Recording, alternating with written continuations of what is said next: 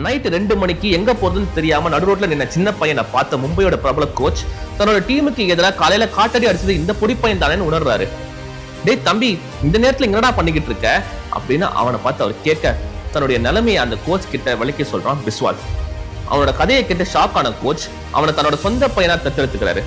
அரபிக்கடலோட தென்றல் காத்து மெல்லமா அவன் பக்கம் வீச ஆரம்பிச்சது. பிஸ்வால தன்னோட வீட்லயே தங்க வச்சு அவனுக்கு நல்ல பேட்டு பேடெல்லாம் வாங்கி கொடுத்து அவனை ஒரு ப்ரொஃபஷனல் கிரிக்கெட்டரா ட்ரெயின் பண்றாரு அந்த நம்பர் 1 கோச். கொடூரமான வறுமையில இருந்து ஃப்ரீயான பிஸ்வால் இப்ப போற பக்கம் எல்லாம் 100 அடிக்க ஆரம்பிச்சான். ரொம்ப சின்ன வயசுலயே 200 ரன்னும் அடிச்சு சாதனை படைச்சான். உலகம் முழுக்க இவனோட அடி இடி மாதிரி விழுந்தது. அன்னைக்கு 10 ரூபாய்க்கு பானிபூரி வித்தவன் இன்னைக்கு பல கோடிக்கு அதிபதியா கிரிக்கெட் உலகின் ராக்கியா வாழ்ந்துட்டு இருக்கான் இந்த பிஸ்வால். உங்களுக்கு என்ன ஆகணுமோ அந்த விஷயத்துல மட்டும் போக்கஸ் பண்ணுங்க. ஏழ்மையா இருந்தாலும் சரி, வறுமையா இருந்தாலும் சரி, துன்பமா இருந்தாலும் சரி, அவ்வளவு ஏன் இந்த உலகமே எழுத்து நின்னாலும் சரி, உங்களை தோக்கடிக்கவே முடியாது.